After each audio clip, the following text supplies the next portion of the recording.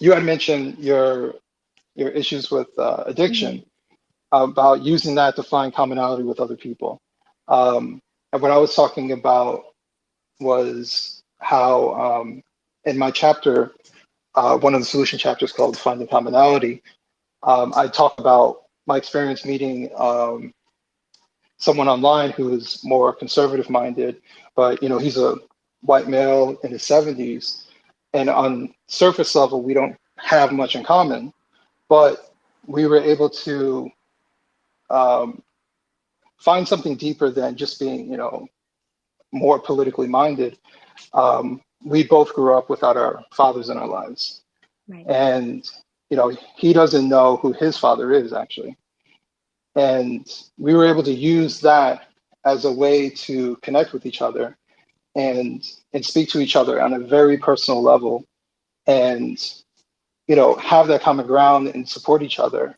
And because of the way he grew up and the struggles that he had when he became a father, he had drinking problems actually, and he wasn't the best of a father. And so now he's in his 70s and he's regretting, some of the things he did in his behavior. And so I encouraged him to reach out to your kids, try again. And he was able to. Last time I talked to him about it, he was able to have some sort of relationship with one of his children that he didn't have before. So, you know, we were mutually beneficial in each other's lives. He was very supportive when I was writing the book, and if I didn't try to find some sort of common ground with him, um, how far how far would I have gone personally? Um, so your story reminded me of that basically. Yeah, and I think it's probably not a surprise from anyone who's read my timeline that I do have some education and probably am in a more professional sphere. And so, it can be easy when you get to that, you make those choices in life to feel that you're in some different space than some of your peers, right? Or from other people whose lives have not worked out in quite the same way. And there's nothing like struggling with an addiction that really it's really a drag on your life to remind you there but for the grace of God go I, right? There's not actually that much that separates us except for maybe the way that my addiction is manifesting or just my ability to be a little bit more resilient. So you find that common ground, and certainly if you're sitting in an AA meeting or a smart recovery meeting, that's obviously a provides a more formal framework. But for me, even going through that sobriety process, I live in a state with extremely high addiction problems. I have people in my own family who I might have at one time been a bit judgmental of because of the place that they found themselves in life. And finding myself in a related place helped me to understand even the commonalities going beyond the addiction itself, but just that our underlying humanity and our own um, the struggles that we all go through from day to day, no matter how we manage to handle them, right? Some of us are able to get through it in one way, some of them in another. And so, really trying to understand that and understand that everybody's carrying something, everybody's going through something, and trying to connect on that level. Um, I think has been that part was really beneficial for me in taking it beyond race. I mean, certainly on the racial stuff that everybody thinks about a lot. I think actually, in a way, addiction played a role for me in that as well. I definitely conceded the fact that at one stage in my life, I did not really understand or have a lot of compassion for white communities going through their own issues because I wasn't exposed to that. I didn't know a lot about it. And when I learned more about the opioid crisis, I think for me, that was actually a moment of realization that we actually had a lot in common. If you'd asked me 15 years Mm. ago about Appalachia, I would have told you, what? That has nothing to do with, with me. But the more I learned about OxyContin and what was going on in those communities, I started to reflect on wow, right? They may speak a different language. We may have been on different sides of a whole host of political or historical issues, but what they're going through, what I am reading about in this article, reminds me a whole lot about what I see on a day to day basis. So while some aspects of that experience in Kentucky or West Virginia may seem very distant, the experience of having a loved one, struggling with an opioid addiction is something I can relate to. The feeling of, your community kind of sitting on the margins is something that I can relate to, even though, I may be a POC, so to, quote unquote, and they're, Mhm. yeah, it's like a four-letter word, but I might be a POC, they may not, but that experience is very much shared. So, in a really kind of maybe a sad way, but taking something positive from something negative, I think that the issue of substance abuse and addiction is actually something that did help me understand that common ground and that commonality between individuals and communities. That's interesting. Um, I don't know if you can answer this question, but what in your life prevented you from seeing the common ground with other communities? Look, I mean, I think Have any idea or? this is something that yeah, we don't really hear about poor white people that much, do we? Maybe a little bit, but certainly when I was growing up, I don't think that was a main topic of conversation in the media. I certainly didn't see many people in those communities, just as they didn't see mine, right? I Right. think most Americans are not familiar with the fact that there are Hispanic communities that are, rodeo capitals of the United States, and nobody speaks Spanish, and they've been there for 17 generations. So it's fine. I just wasn't aware of it.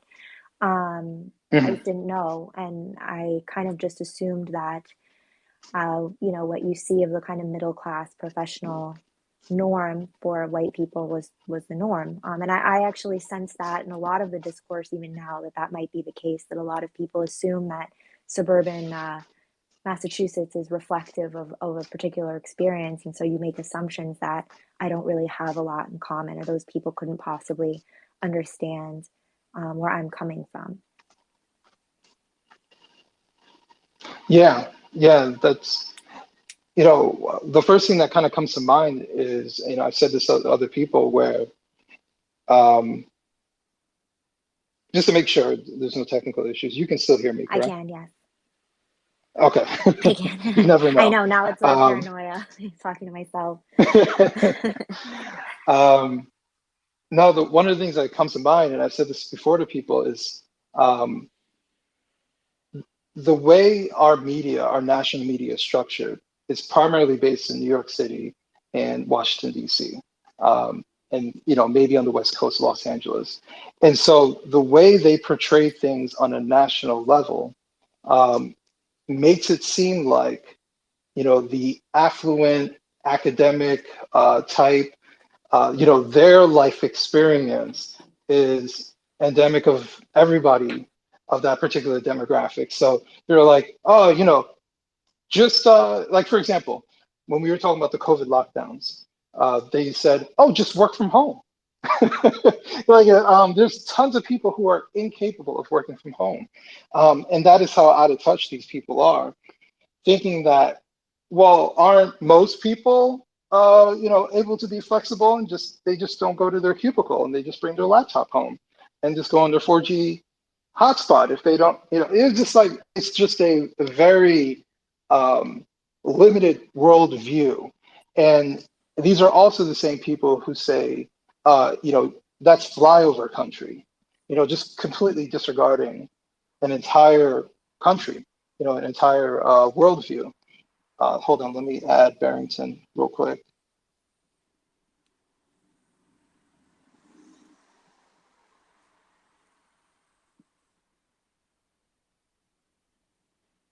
He should be coming on in a second. But ultimately, the point I'm trying to get to is that you were unaware that there were other people in other states, or even probably the same state, who were in a very similar situation as yourself, because the viewpoint that you're getting from the media um, is basically like, oh, well, the majority of white people are these, suburbanites who have two cars, and Or plenty of money in their bank account, yep, and everything is fine. absolutely. Or frankly that they're racist, right? Like a funny story in Barrington. I'm sorry, I should let you talk in a second here, but we have an area of New Mexico that's called Little Texas, right? And it's, perceived to be predominantly Anglo. And I guess I just assumed that everybody down there would hate us, right? If we went down there. And I never questioned that. And then when I went, I was like, oh, wait, everybody's being very nice, and doesn't seem to have the issues that I expected for probably about 20 years of my life would slam me like a stack of bricks. So, yeah, you get an experience from the media or from things you hear, even from your own family, because it's just, insular. And, I think with Barrington coming on, it's a really good jump that even some of these people that are based in DC or in New York, I don't think they have a sense of what life is like in Anacostia if they live in Georgetown. I don't think they would have really any ability to accurately portray what life looks like for somebody who works out at the airport who lives in Anacostia. And so I'm not sure that we really see that experience very accurately. Good evening, Yeah. everybody. What's Hey, going on, Barrington. Barrington? I know you're on color people time, but you're like way behind color people time. It's please excuse my tardiness. My dinner meeting ran over, and I was just like, damn, I didn't tell Adam or send him a message because I couldn't take out my phone because I had to pay attention to what's being said. But I'm here now, even though I'm on Black people time.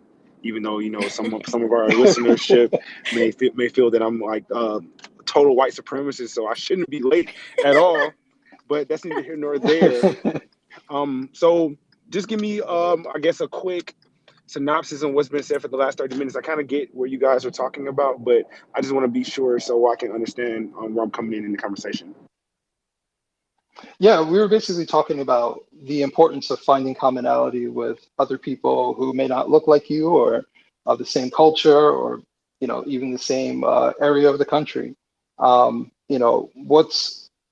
What's the importance of finding commonality, do you think? Okay, so I think that there needs to be a base level of respect given and shared amongst people. And what I mean by that is, despite the fact that we are all have different backgrounds, despite the fact that we all come from, different belief systems, different cultures, and anything like that, we are all human at the end of the day. Therefore, there are certain expectations that need to be kept as human beings, i.e., Adam, you and I have a certain rapport, right? However, there are people in this Mhm. room that I have never spoken to. However, in the sense of me understanding they're human beings and they have feelings like I do, I'm going to give them a certain type of grace and empathy, no matter what type of experiences that they've ever had. Even if we have different beliefs, even if we may not see eye to eye on something, that's totally fine because we're human beings and it's okay to disagree. Now, when I'll allow my ideology or your ideology to totally treat you a certain way that has nothing to do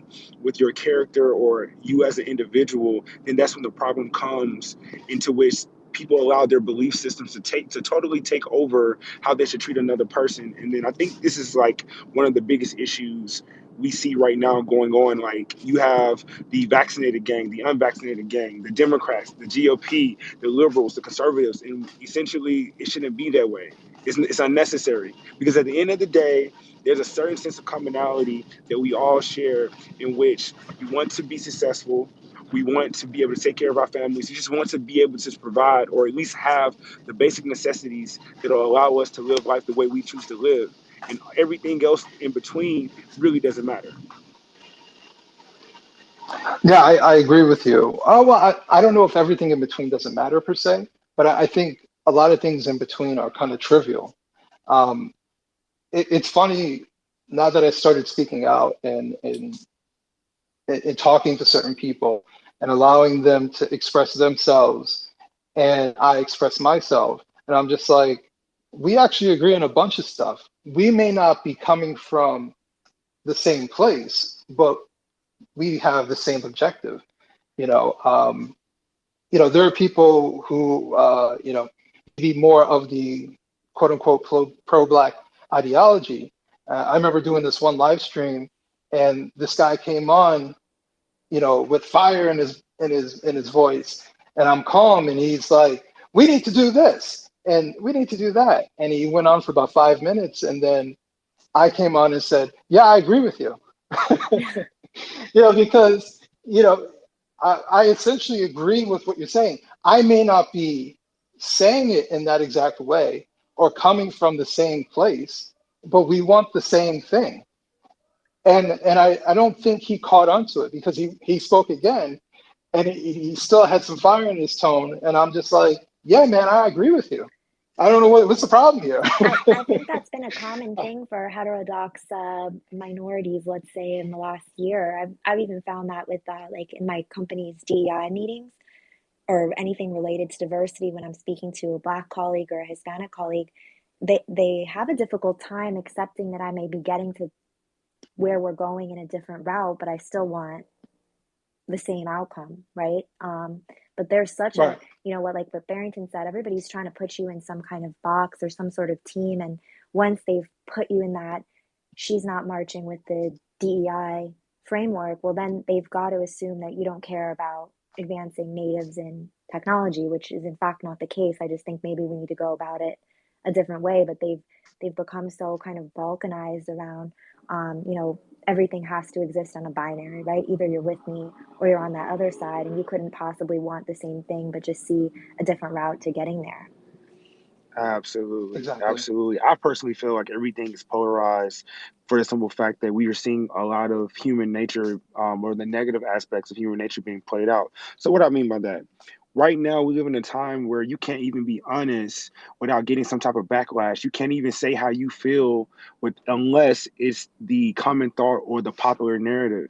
And this is because I feel like a lot of the negative aspects of human nature, as far as the negative or the lower vibrational feelings, as far as fear, anger, have been played up so much that people are now, in my opinion, finding strength in things that normally wouldn't exhibit or exude strength. So you have these people in these groups or in these tribes, who may have a commonality of feeling unheard, or may have a commonality of having experience the same type of experiences, and now all of a sudden these things totally have encapsulated their entire identity.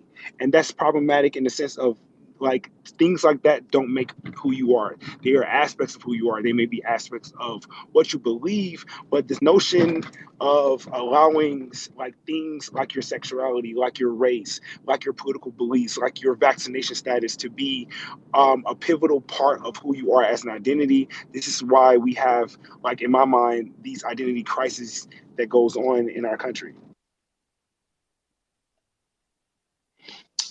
Yeah, I for the most part agree with what you're saying. Um, you know, I like to go back to, um, I know we're talking about these different things as to why our society looks the way it does, but I want to go back to what we can actually do to find that commonality. What are certain things that we can actually, as a country, find in common with each other?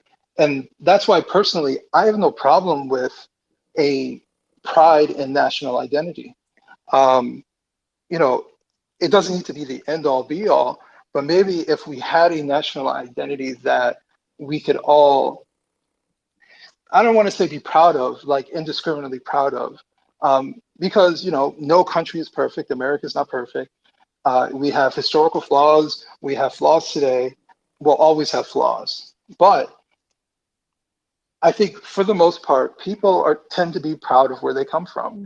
Mm-hmm. I think a lot of people have regional pride, but I think we're kind of being discouraged from having national pride. I go back to 9/11.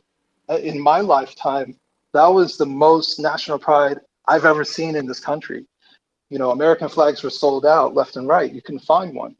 And today, if you see someone with an American flag on their doorstep, you assume that there's some Trump supporting conservative. But why is that the case? Why has national pride national pride been seen as like a political movement?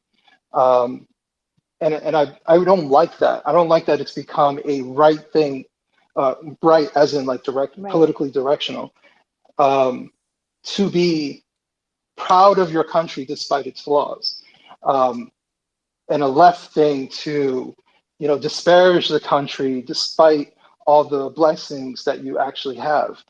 Um, I don't like that, and I wish we were able to say that, yeah, it's okay to be somewhat of a nationalist, but even saying nationalist is getting conflated with being a quote unquote white nationalist, or some other term of hatred, when all we're trying to say is we have a commonality with all of us because we are all from the same country, which means that we all have some sort of similar interests. We want our country to do well despite whoever is the president. I'm not for Joe Biden, but I don't want him to fail. I think that's asinine, because if our country fails, I fail, we all fail. Correct. Why would I advocate for him to fail? But, you know, it's okay. Like, we should be able to say, I didn't vote for Joe Biden, but I want him to succeed. I want him to do things that are advantageous to making our country successful. That is fine, because that's having pride within your country. You want the country to succeed. And now we are rooting for our country to fail to make some sort of political point. I don't want to talk too long. Nani, what you want to add Yeah, on to yeah, this?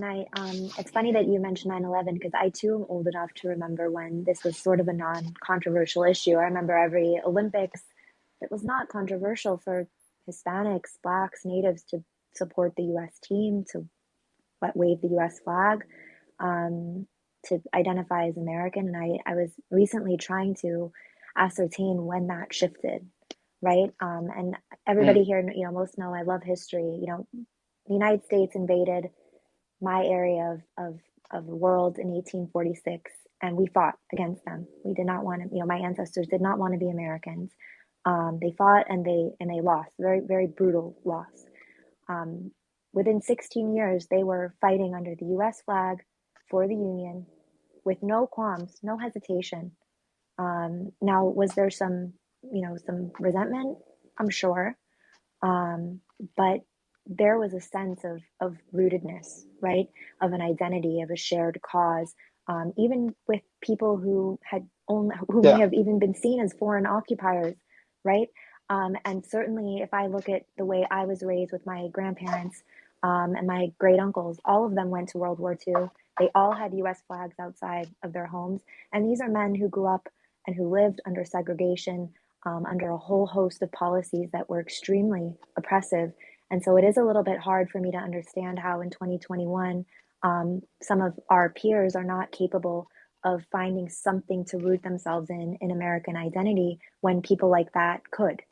It just feels a bit unfortunate, and that we need to find a way past that, because if those gentlemen were able to do that and they were able to go fight in World War II under that US flag and then still come home and put one out outside their house, it would seem to me that we could all, in this era, given how little of that sort of, inequality and systemic, it's hard to find the right word, but certainly not that sort of racial and identity based ugliness, that you would think that today we could move past having a sense of shame and a shared identity and really try to root ourselves in that. Absolutely. I totally agree with everything you guys have been saying, but I want to focus on Adam's question. So this is going to be a question for, well, let me give you my response. How can we find commonality in nationalism within our country? Like my first answer is thankfulness. So I'm going to ask you guys, Nanny and Adam, what are you thankful for to be an American? Oh, I'll tell you, I'm uh, incredibly grateful for the opportunities I have. I once used to whine about the U.S. stealing our land, and a elder in my community told me, "You should be grateful. You should thank God the U.S. stole your land." Um, I have a lot of opportunities in this country. I have been to Mexico. I know what opportunities Indigenous people have in Mexico versus the United States, and I am feel incredibly blessed to have the opportunity to live my own life, pursue any route of living that I want to. Okay. Adam? yeah, yeah. for myself, and by the way, I love how you're taking over as host. Uh, uh, Get no, for out. myself, it's pretty much the same type of answer. You know, I feel fortunate to have a level of opportunities that I don't think that I would be afforded in other countries and even other Western countries. Um, you know, just to be transparent, there was a period of time where I was considering moving to Germany. I actually had a job kind of lined up. It was a project job, but it would have been a chance to go there and try it out. Um, and it fell through, and thank God, because I ended up getting married to the woman of my dreams, uh, and so on and so forth. So, um, but I was when I really examined and I talked to other German friends that live there, I realized like it's not America whatsoever. Um, you know, I'm able to excel in America by working hard, and I don't have a college degree, but I'm able to do the same job as someone who does have a college degree. I can't do that in Germany because over there it's almost like a minimal requirement because uh, the cost to go to school is paid for by the government. So there's this expectation that everybody goes to college. Um, so, even just from that aspect, it's not the same. Right now over there, you can't do anything unless you're vaccinated. They literally, you can't go to a cafe, you can't go anywhere, especially within the city of Berlin. Um, so, that kind of freedom that I'm able to have right now, where I can move about freely, for the most part throughout the pandemic, my life didn't really change. And it's just a certain level of freedoms that this pandemic has really shown that is very different here than other countries. And I talk to people, not just in Germany, but in other countries, what it's like there. Um, there weren't police outside forcing me to go back into my home. There are even in places in Europe. Um, so there are a level of freedoms, there are a level of opportunities and safety. I think a lot of Americans don't understand how safe we are relatively within this country in comparison to other countries. There are a lot of countries where safety is something that you're constantly thinking about. Whereas for me, I'm mindful of my surroundings. I'm not oblivious, but I'm safe. I'm relatively safe. I know people live in places that are more dangerous than others, but the vast majority of Americans don't live in dangerous areas. Um, and our danger is kind of mitigated. There's so many differences. I could go on, but I would say opportunities, safety, and freedom. Okay, so right. I don't disagree with anything that you guys said, but the fact that I automatically agree with 100% of everything you said because in just listening to you guys and even in agreeing with your points, it made me realize how much we take things for granted, right? And I'm saying this because I feel that the closest thing we can get to being on one accord and to find common ground is just to be thankful for all of that we have, whether it's big or small. And I'm saying this because, like you said, this pandemic has just shown us, well, me specifically, just how valuable freedom is and how much we've taken that for granted and how much freedom we actually have in this country. And in watching the peril that other countries have been in within this pandemic and seeing that we've been on the brink of that, it seems like it makes you, you know, be grateful that you don't have to have those issues and have those problems. So I think that ultimately my my answer for us to get to common ground is to be thankful and just to not take things for granted that we all share. Okay, I agree with you there. One thing I want to throw in, I'll just give it like a quick story about finding some sort of commonality. And it's not necessarily within America, but it was just something that uh, I learned along the way that actually helped my experience. So I started traveling maybe like four or so years ago. Like I just said, I was considering moving to Germany because one of the countries I went to a lot was Germany. I think I've been there 6, 7 times. So I spent a lot of time there. I was learning German. Um, And one of the things about going to Germany was learning the language and trying it while I was there. And I would notice uh, the reaction from people when you attempted to speak their language. Um, when you attempt to find some sort of commonality with complete strangers. And people know when you're a foreigner. And obviously, my German's not perfect. I'm sure I'm saying things grammatically wrong, but they understand what I'm saying and they see the effort. Um, one of the people that I talked to, I still talk to this day. He was my Airbnb host, and I started speaking German to him, and he had like a look on his face, not because I'm a black guy, but I'm an American. He knows I'm American, and Americans typically don't travel to Germany and try to speak German. And he asked me why did I try and speak German, and we started having conversations, and we still talk. I talked to him today, and I met him years ago. Um, and if I didn't do that, maybe he wouldn't have invited me out for a beer that night. Maybe he just said, oh, well, enjoy your stay. And he was just been polite. Um, I recently went to Turkey and, I was sitting at a table with my wife. We was on honeymoon, and there were these guys who were sitting next to us, and I couldn't hear what language they were speaking until the music finally went down, and they were speaking German. And I started speaking German to them, and they were like, "Oh, hey, where'd you learn German?" "Oh, in America," and just started having a conversation with them. And I exchanged their number, and I try and keep in contact with them. And it's just like one of those things where I'm making the effort to find some sort of commonality with people and having some sort of relationship with people because it's been beneficial to do so. It's been beneficial to reach out to people, even though they appear completely different than yourself. You start realizing that we have far more in common than we do have different. So I just wanted to Absolutely. say that.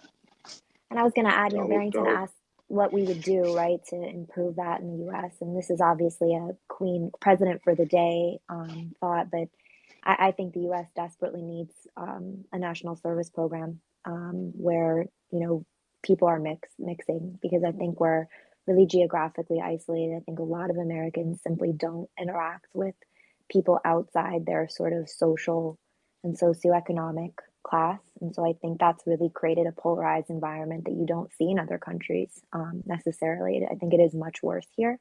And I think that having some sort of program or structure wherein we had a little bit more interaction between people would be really helpful, because one of the things I've kind of observed, and I've traveled quite a bit as well, and you learn a lot from talking to people in airport bars when you're an alcoholic. So um, Mm, you realize that many people's perspectives on how other people are really warped.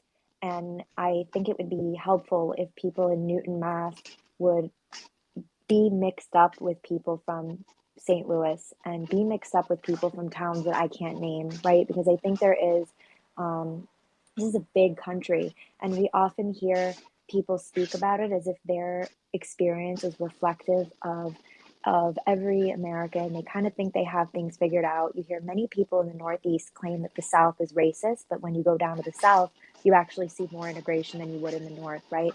But a lot of people don't yeah. know that, right? They live in New York and they don't think that to be the case. And so I do think, like, in my big picture world, I would really love to see some sort of structure wherein people spend a little bit more time interacting with one another to foster more of a sense of understanding of how people really are, and really removing the stereotypes from it.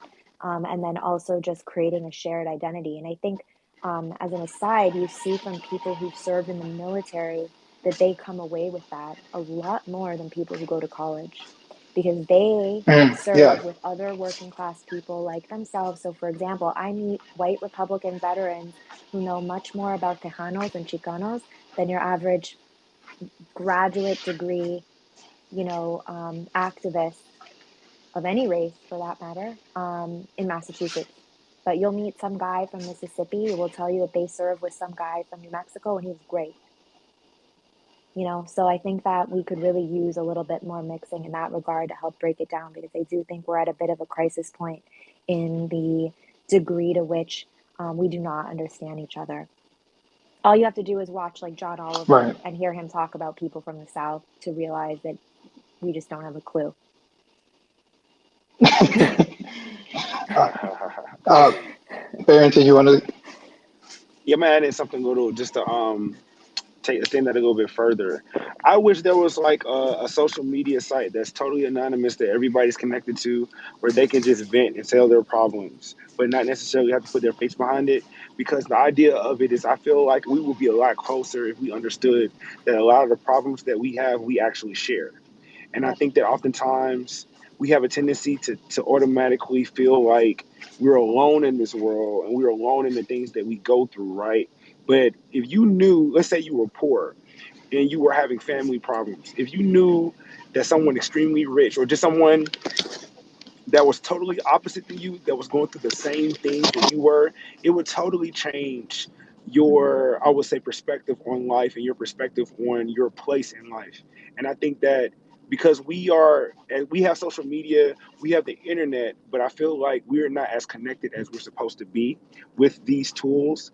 And I feel that if people had just a clear indicator or a clear vision of understanding that a lot of the things, a lot of the feelings that they feel along the emotional spectrum is felt by everybody. I think that we can easily get to a place to where we could be a lot more empathetic and compassionate to each other than we already are. Yeah, yeah, that's a good point. I'm going to say one last thing, and then we will take anybody who wants to speak. Um, Before I say my last thing, I want to say that in case anybody didn't hear earlier, I'm trying to have these type of conversations on a weekly basis. So every Wednesday, 7:30 p.m. Eastern Standard. I call this a good faith space. That's the title I'm going to give this. So just a nice casual conversation each time. It's going to be different topics. So it's not just politics. We're talking about culture. Next week, we'll be talking about love in modern times. So something completely different than even this week. So follow me and stay tuned and be heard if you want to speak within these spaces. The last thing I want to add is Nani had mentioned people coming to the South, and I remember how old was I, 21, and I was thinking about moving to Nashville, and I ultimately did move down to Nashville. But one of the things I did was I went down to kind of see, scope out Nashville because I had never been there.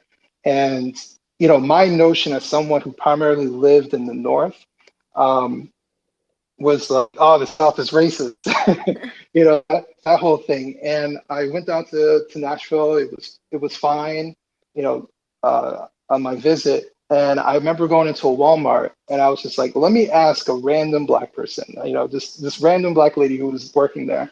And I asked her, have you lived here? How long have you lived in Nashville? She said her whole life. I'm like, do you like living here? She's like, I love it. I was like, all right, that's good enough for me. Because I can't even find people in New Jersey who like living here. Uh, but the whole experience about living in Nashville for a year really changed me as far as like, oh, everybody here is really nice. And most of the people that I'm talking to are white. And I've never felt disrespected. I never felt uncomfortable. I had people that I worked with who barely knew me. Full disclosure, I went down there. I was supposed to have a place to stay. Turns out I didn't. So I was going to sleep in my car until I saved up enough money at a job. And I told my boss what was going on. And my coworkers, who barely knew me, um, put together money for me to stay in a hotel for a couple weeks, so I didn't have to sleep in my car. And they had no expectation of paying them back. And I'm like, that would have never happened in New Jersey. They were like, well, tough luck. They would just let me sleep in my car. Make sure you shower somewhere before you come to work. And it's that level of Southern hospitality. And every time I go to the South, I feel that, random people just come up and start talking to you about their whole lives. Like it's just a completely different feel. And, I remember the Confederate flag was a whole thing. And then I started talking to people. I was like, what does the Confederate flag mean to you? And they're just like, oh, it's just Southern pride. That was it. And I was like, so why am I holding on to like this notion that it's this deep rooted blah blah blah blah. Like, you know, it's a symbol to people of different backgrounds about whatever, but the person who's putting it out there doesn't see it like that. So why am I making a big deal about it? You know, why am I assuming their intentions are negative? And so my viewscape of the South is completely different after living there for about a year, to the point where I'm looking forward to the day of seriously moving back to Nashville. It's in the plans. It's just a matter of when it's going to happen. But you know, like you said, moving to a different region of the country. I've been fortunate slash unfortunate to live in 5 states throughout my life, so I've seen different perspectives and different situations. So, but moving down to the South was probably like the biggest like culture change and awakening to like maybe I don't know what I'm talking about when it comes to this part of the country. Yeah. Shout out to the Um, South. Shout out. oh man. All right. So this is the part where anybody who wants to speak up, you can request. So Joe has been waiting. So Joe, I'm going to make you speaker.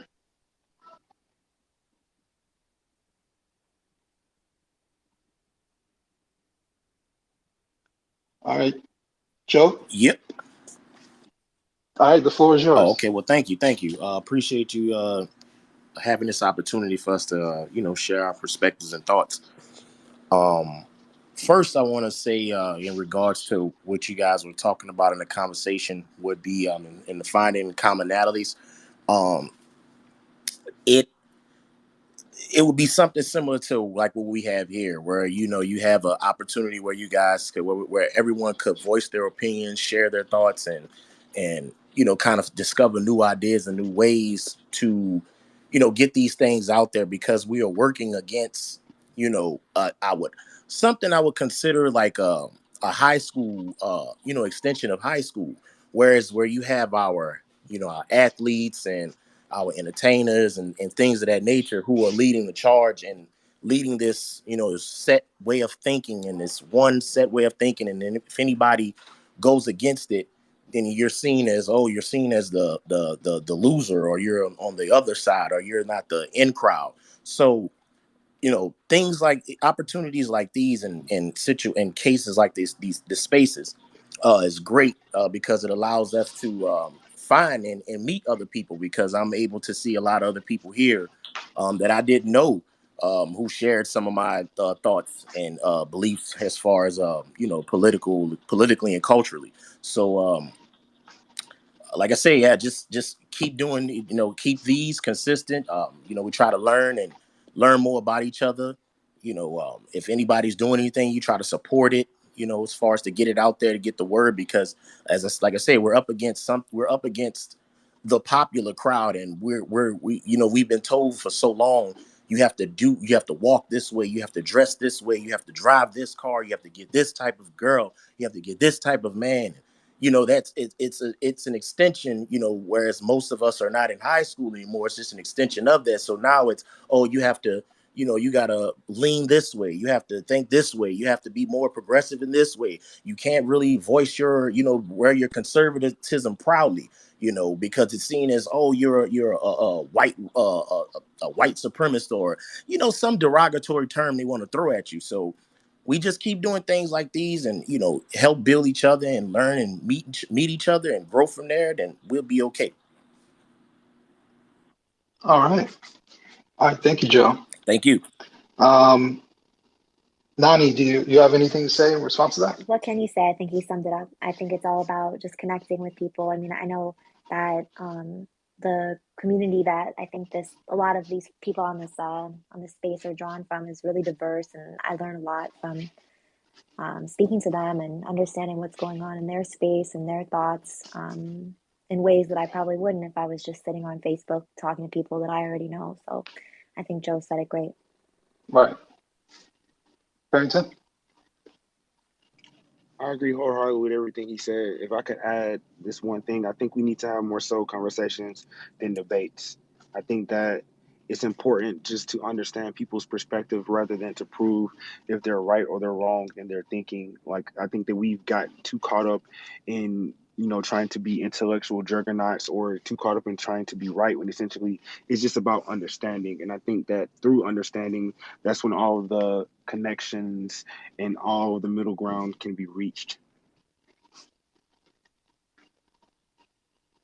All right. Yeah, I agree with you. And just to add on, I think personally, debates are worthless. Debates are for scoring points, dunking on someone, making the other person look stupid, and it solves nothing. I hate when people say we need to debate this in regards to having ideas, but debates aren't for ideas. Debates are for either trying to make yourself sound intellectually more superior than your opponent, catching them in the moment where they have to think and stuttering, setting up straw mans, all types of stuff. Those are what debates are for. Conversations are about shutting up and letting the other person speak, listening to them as they speak and not preparing a statement while they're speaking.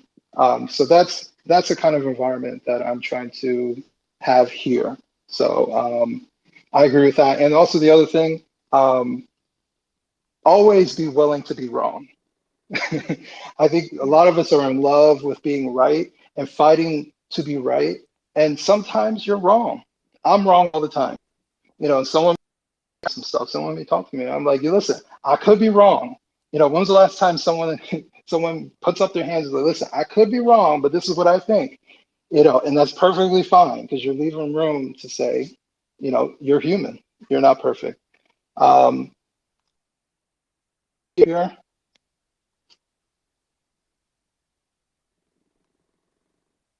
All right, Peter, you can speak. Floor is yours.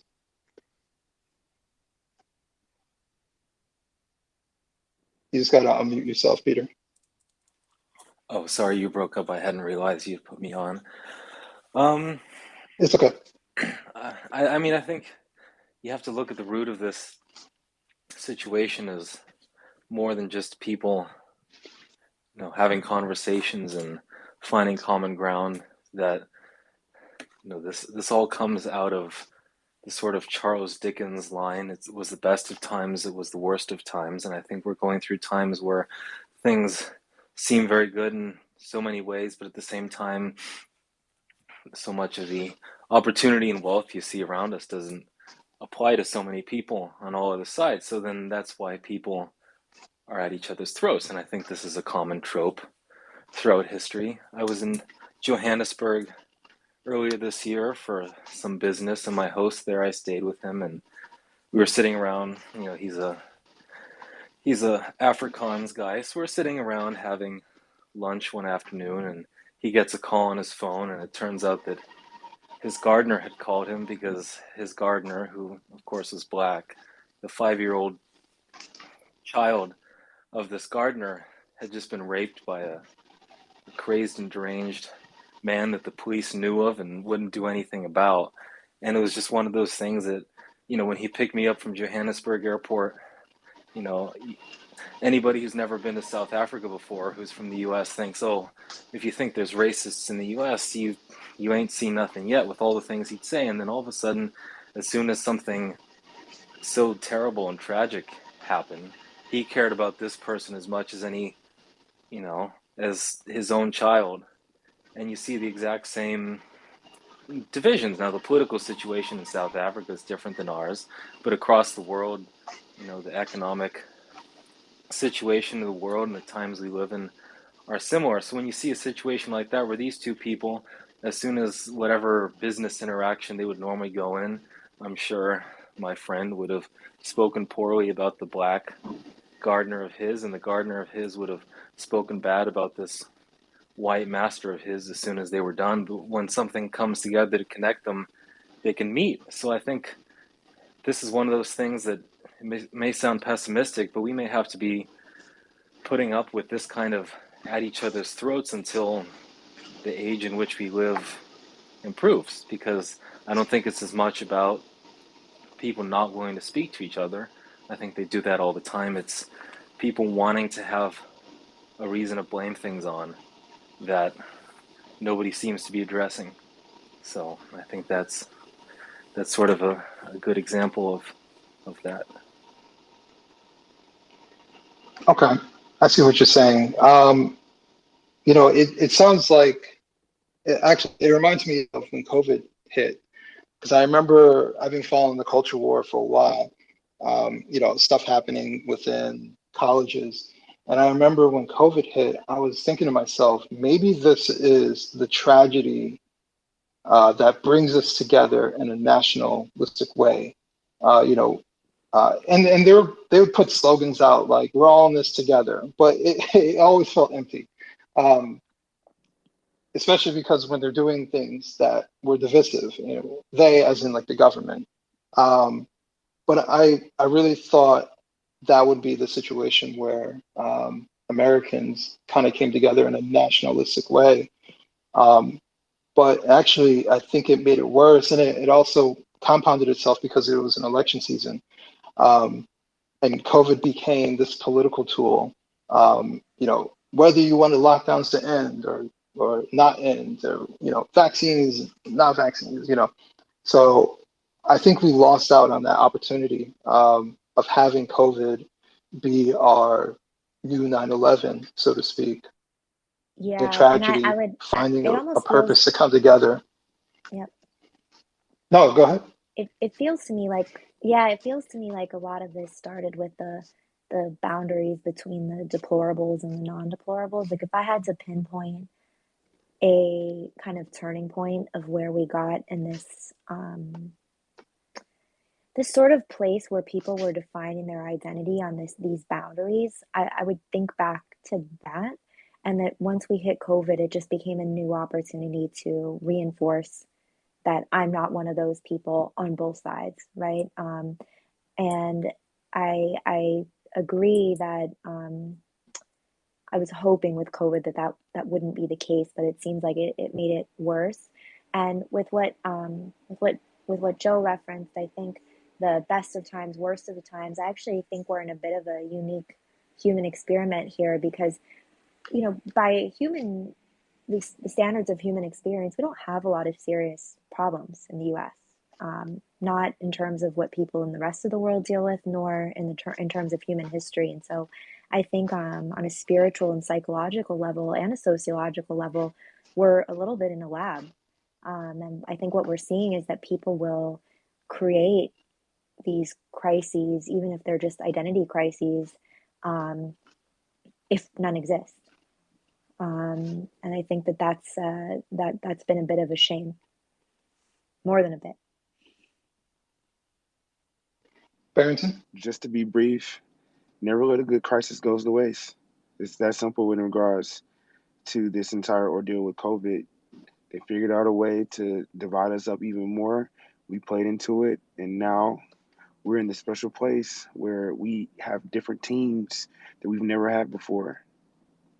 It's unfortunate, but I feel like it's human nature to be able to get through many of these hardships as far as interpersonal relationships goes, and I think we can do it. But we just gotta tone out all the static and get back to basics of just doing what we're doing now and finding middle ground, finding a commonality to appreciate. Right. All right. I'm gonna go to RF.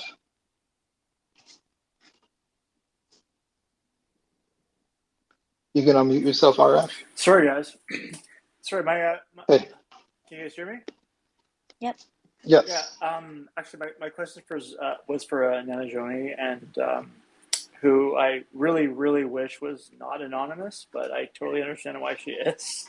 I live in Vancouver, Canada, and right now we have got basically three battles going on with respect to, where Indigenous rights are being invoked. One is the Coastal GasLink line. The other one is sorry, pardon me, the Coastal GasLink line. The other one is the Trans Mountain Pipeline, and the other one is the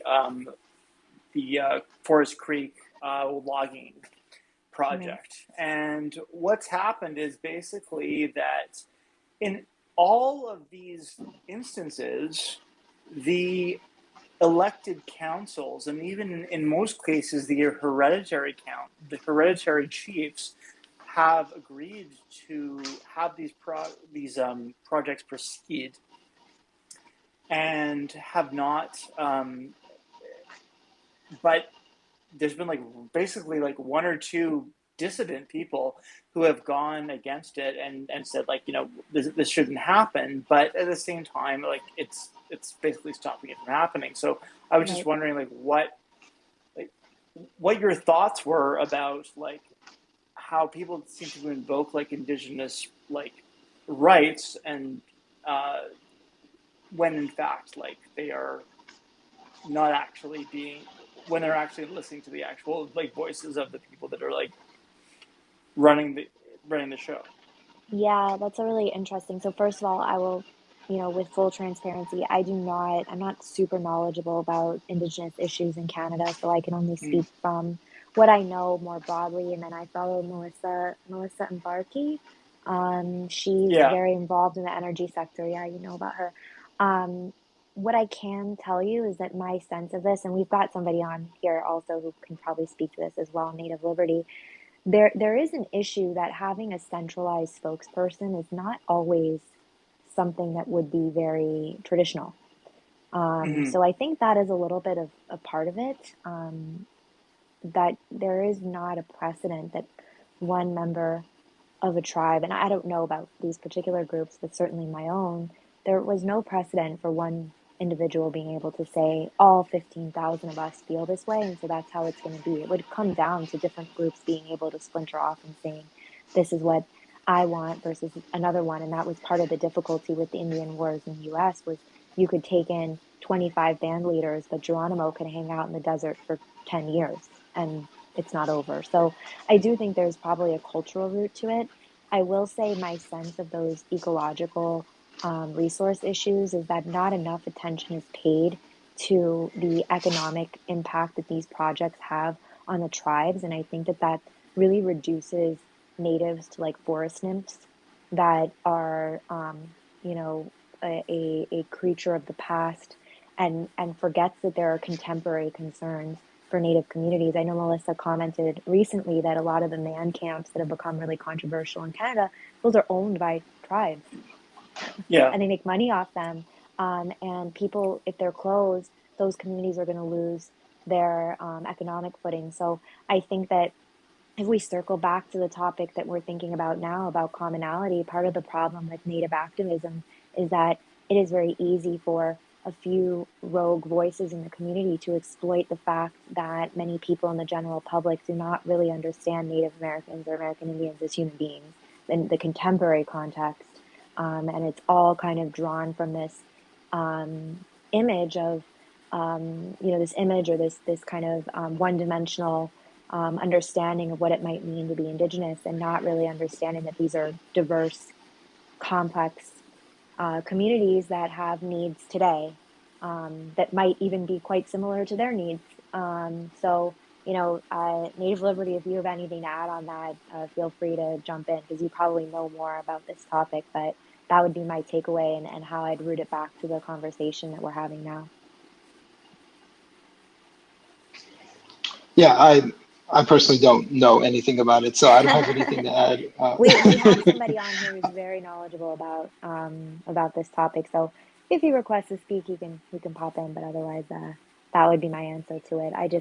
I think that a lot of it's something I talk about on my timeline a lot, is that I don't think that the discussion around Native issues is in any way acknowledges that we exist as contemporary human beings, right? And most people have never met a Native person, and so it's just very easy to not draw those commonalities. And one of the reasons that I actually came back on Twitter, because I had a dormant account from 2010, was because I felt that it would be productive and helpful to have any Native perspective, and especially a Native perspective that might differ from what the professional activist class, what messages they might be advancing, because they do get a pretty big platform. Thank you very much. Right. Yeah. Thank you, Arif. Um, 1 second here. I'm going to take the next person, Jermaine.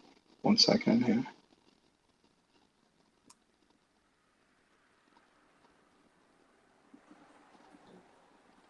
All right, Jermaine, Hey everyone. I found that in creating what's going on? commonalities that there's an element where people need to be very intentional about creating those connections with one another. And I've also found that people do desire to be seen more as individuals and rather than being grouped into whether the demographics are or whatever commonalities they share with somebody else. I think originally when I got in public safety, I'm about 2 years removed now. I found out very quickly that wealthy people shared some of the same issues that lower class and middle class people did. Just like we responded to homicides and suicides in lower end communities, we responded to them in the wealthiest areas of our communities too. Now, we didn't respond to them with the same frequency, of course, but some of the things that we experienced were kind of odd. You know, in the same, I remember when I dropped out of high school. When I dropped out of high school before I went to become a paramedic firefighter, I received more emotional support, monetary support, and educational support from people that didn't look like me than the people that did. So in these times where things are so divisive and polarizing, I find myself leaning on those experiences to kind of defog what I see in the media because it doesn't match the reality that I live in, and it never has.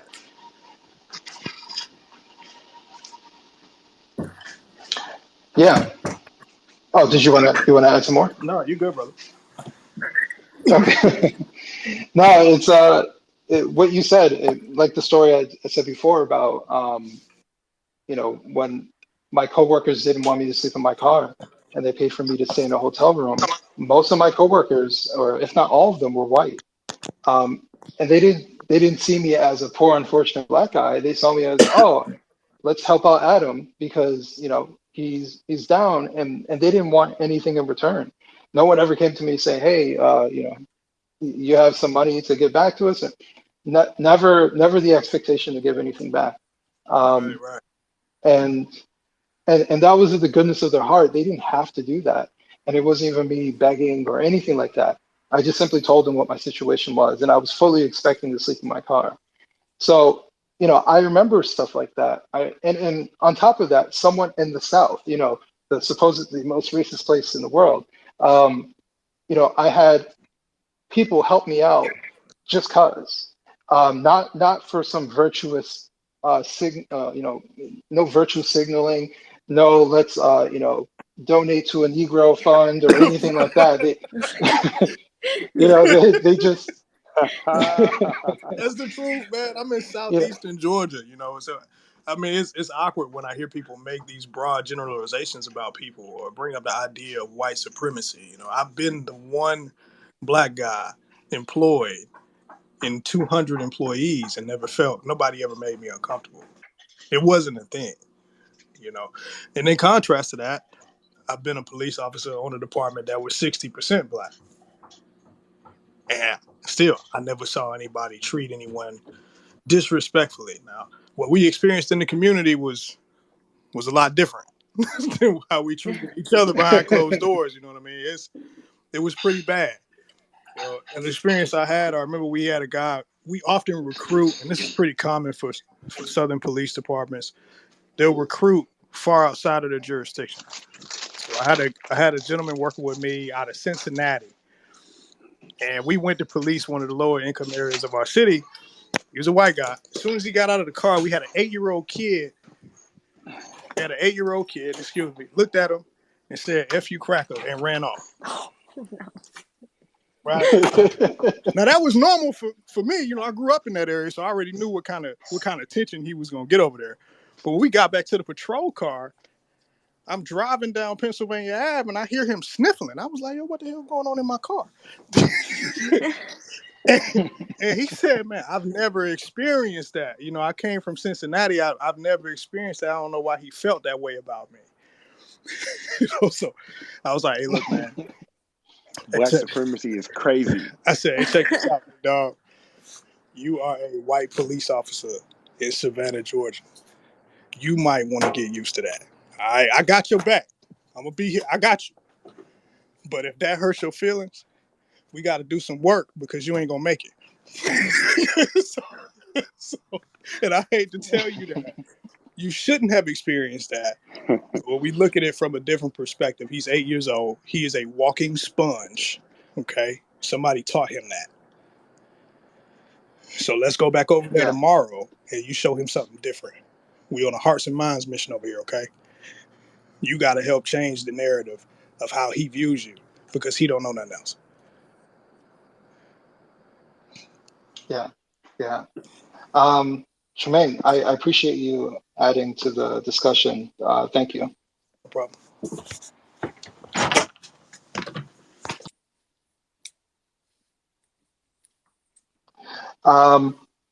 So I guess this is the part where, we say our our last words before we end. Doesn't look like anybody else wants to speak, which is perfectly fine. Nani, is there anything lasting that you wanna leave everybody? Oh, wait. Well, actually, Nani, go ahead. Sahara at the last moment. No, I guess Sahara doesn't want to speak. All right. Or maybe she does. Yes, no? Oh, Nani, go ahead. I'm sorry, I cut you off. Yeah, no, I think that this was a really great conversation. Definitely welcome anybody to reach out if you have any questions. And yeah, I think we just need to keep up this facilitating this energy. I waver between thinking if we need to think on a macro level or a micro level, but at the end of the day, we're all just individuals who go through our daily lives and looking to make to be at least a net neutral and ideally a net positive. And so I would just encourage everyone to look for opportunities to reach out to people, to connect to people, and try to evangelize this kind of mentality of connecting, being less polarizing. Thankfully we didn't talk too much about vaccines, but I even use that as an exercise and just preaching compassion to people about we don't always know why people are making decisions that they are, but if we want them to come around to our way of seeing things, the best way that we can do that is to greet them with compassion, understanding, and try to bring them around that way. So I think I can just close with that because that's a philosophy I try to go through life with as I interact with people who might see things differently. So yeah. All right. Actually, I had you say your parting words, but we got two more people, All so right. we'll take them really quick here. So Sahara.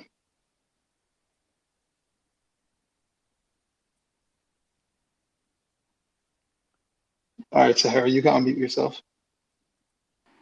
Hi guys, good evening or good afternoon, whatever time you are at. Thanks, Adam. I just wanted to add, thank you for having this conversation. It's really important to have this conversation, what's going on, around the world. So I'm glad you guys are having, and you're right. We have so much in common when we really listen to one another with compassion and kindness and see each other as a human being, just instead screaming at one another. I think we need to listen more and just be kind and compassionate and see each other as a human being. I've been having, there's a lot of dehumanization is happening both sides, I would say. But we really need to come together because at the end of the day, we're all humans. And I'm glad, people are starting to have this conversation. So I just want to add that. And also, Thank you, sir. yeah, and also to be to be just grateful and the gratitude, to have that gratitude, maybe to live in the West. There's something special about that. I mean, we're not perfect, and nowhere in the world is perfect, but we are lucky to be living in the West, especially in America. That's just my opinion, somebody who lived in a third world country. All right. Thank you, Sahara. Sahara is, in my opinion, the most grateful person that I've ever met. I've been lucky enough to meet her twice in person. So thank you, Sahara, for adding to the conversation. We're going to take one last person, Divergent.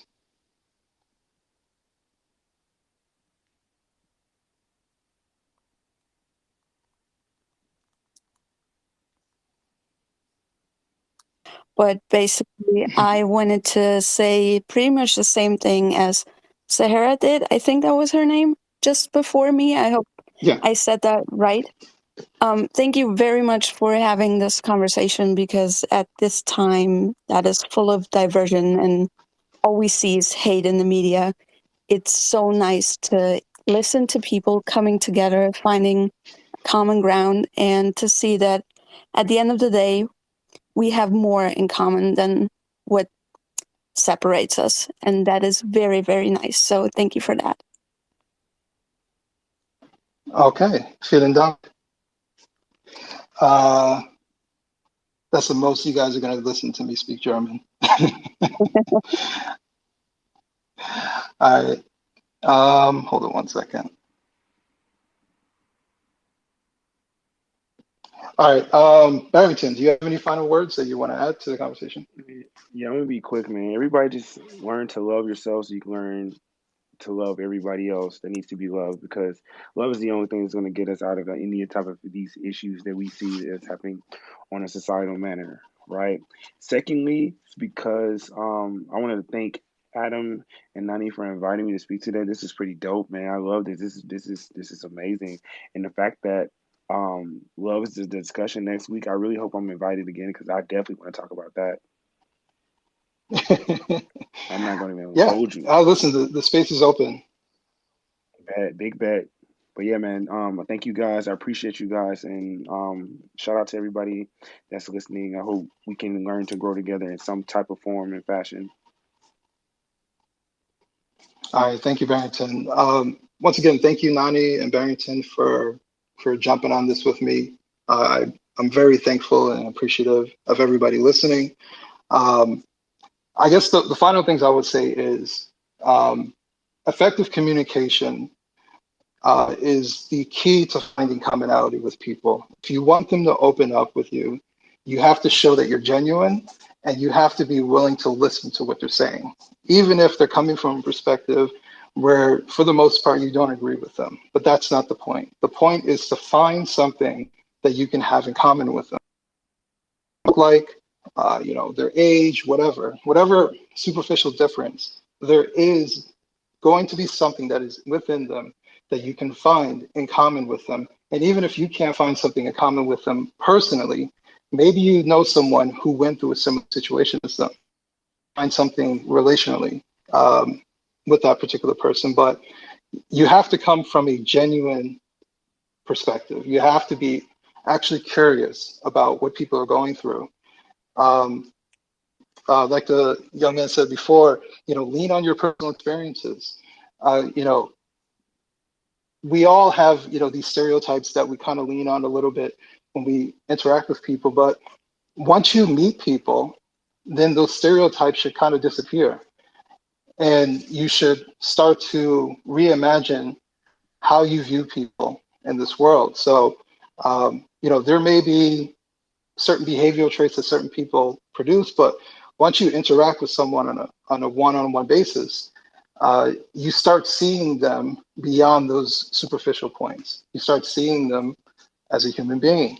And I think much of what the media is trying to do is dictate our discourse. The media is trying to say, this is what they believe us as a source. The media is trying to divide us and conquer us. And they don't want us to have these type of conversations.